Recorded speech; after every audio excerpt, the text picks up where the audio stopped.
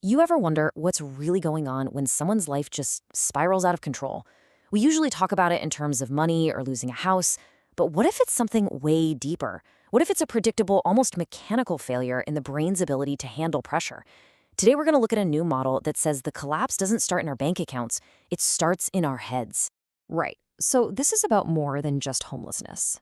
We're asking a much more fundamental question here. Why does a person's entire world, their ability to get through the day, to solve problems, to just function, why does that collapse under strain? Well, this new model suggests the answer isn't really about what's in their wallet, but what's going on inside their brain. The central idea is this thing called autonomous closure. Okay, think of your brain as constantly opening and closing little loops all day long. You feel hungry? That's an open loop. You find food and eat? Boom, the loop is closed. You have a bill to pay, you pay it, loop closed. Your brain just handles it. But when you're under massive, unending pressure, the brain starts losing its ability to close those loops by itself. And that's it. That failure right there is where the spiral really kicks off. So if this is a kind of systems failure, are there, warning lights on the dashboard? According to the Brain Kinematics Model, absolutely. The journey from being independent, even if it's shaky, to being totally dependent isn't some gentle, gradual slope. Nope. It's a path marked by two very distinct, very critical tipping points. The first one is called the rapturing threshold. This is basically a brownout for your brain. Like in a city when the power grid is overloaded, the lights flicker, things don't work right. The system's still on, but it just can't handle the load anymore. For a person, this is the moment they can no longer solve their own daily problems reliably. They start needing outside help, a friend, a caseworker, just to close those basic loops. They've lost that autonomous closure. Now, the second threshold, this one is much, much more serious. It's called the containment threshold. And if the first one was a brownout, this is a full-on blackout. At this stage, the person's ability to self-regulate their own life has totally collapsed. It's not about getting a little help anymore. It's about needing continuous containment, like a shelter or an institution, just to manage the basics. The system needs to be plugged into an external power source just to run it all. And what you get from these two tipping points is a really clear map of the downward spiral. It lays out three distinct states of being. First, you're in precarious independence, where you're making it on your own, but just barely. Then you cross that first threshold into supported living, where you need help to keep things from falling apart. And if things get worse, you cross the second threshold into sheltered dependence, where that basic autonomy is pretty much gone. Okay, so what does the strain actually look like as it's happening? Well, the model identifies four really distinct patterns, or signatures, of a system that's under duress. And each one tells a totally different story about the shape of a person's collapse. Let's break them down. First up, you've got the compression dome. This isn't some sudden crisis.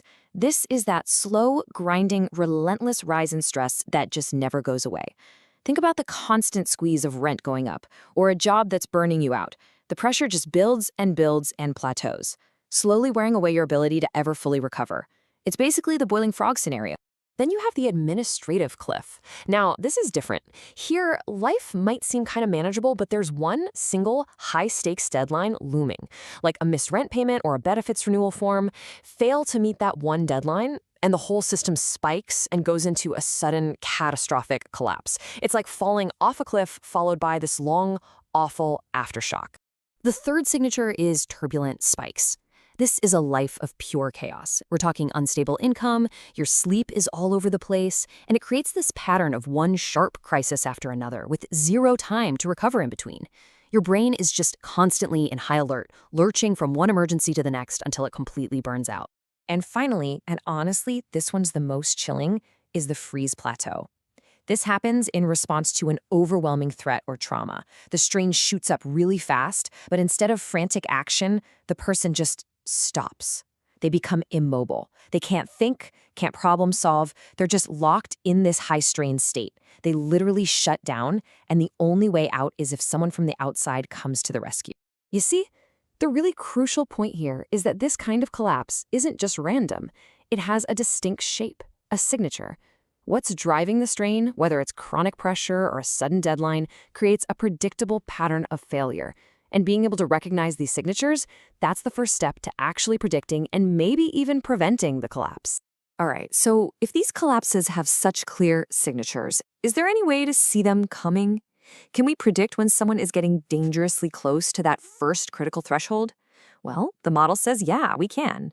Because our bodies and our behaviors start sending out distress signals long before the final fall. And I mean, this is a potential game changer, right?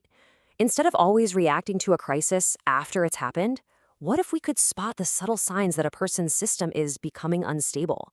What if we could see that brownout coming before the lights even start to flicker? These early warnings have a name: Rapture-Adjacent BioSignals, or RABS for short.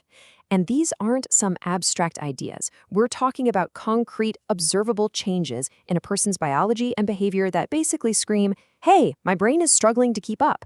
They are, for all intents and purposes, the system's check engine lights. The first signals are often social and motivational. You know, a person might just lose interest in everything: hobbies, friends, you name it. Their self-care starts to slide, they withdraw, they talk less. And the crucial thing to get is that these are not character flaws. They are biological signs that the brain is redirecting every last bit of energy it has just to manage the overwhelming strain. That strain also hits our energy and our thinking. A deep, chronic fatigue sets in that makes it feel impossible to even start a task. Sleep gets completely chaotic. And then that classic sign appears: avoiding paperwork. The mail piles up, phone calls don't get returned. Again, this isn't laziness. It's a crystal clear symptom of total cognitive overload. And here, this is where it all clicks together. These warning signs aren't random at all. They directly predict the kind of collapse that's coming. That person avoiding all their paperwork? That is the perfect setup for a catastrophic administrative cliff. That fragmented, chaotic sleep? That's the fuel for the high volatility burnout of turbulent spikes. The body's signals are a direct preview of how the system is going to fail. So, what's the big takeaway here? When you bring all these concepts together, the thresholds, the strain signatures, the early warning signs, you can fundamentally rethink what a downward spiral actually is. You know, the old way of looking at this was that it's an economic problem, or maybe a failure of resources, or even willpower. But this new view just reframes the whole thing. It's a systems problem. It's a predictable, observable phase transition, like water turning into ice, in the brain's fundamental ability to manage its own workload. This quote from the source material really says it all. The crucial shift isn't when the money runs out. It's when the brain's organizational capacity to handle strain finally breaks down. The economic failure? That's a symptom, not the root cause of the collapse. And this way of thinking has huge implications. For policy, it means we should be intervening before that first threshold gets crossed, focusing on things that restore the brain's capacity, like sleep and stability. For doctors and caseworkers, it means helping people reduce threat and scaffolding tasks so they can close loops again, not just handing them resources. And for researchers, it means we need to start measuring the dynamics of strain, not just static numbers like income. So we'll end with this thought. If the collapse of a person's world has a clear signature, a distinct shape, and a set of early biological warnings, then the real challenge for us is to stop waiting for the crisis to hit. The real question is, how can we build systems in our society that are sensitive enough to actually listen for that signature and smart enough to respond before the lights go out for good?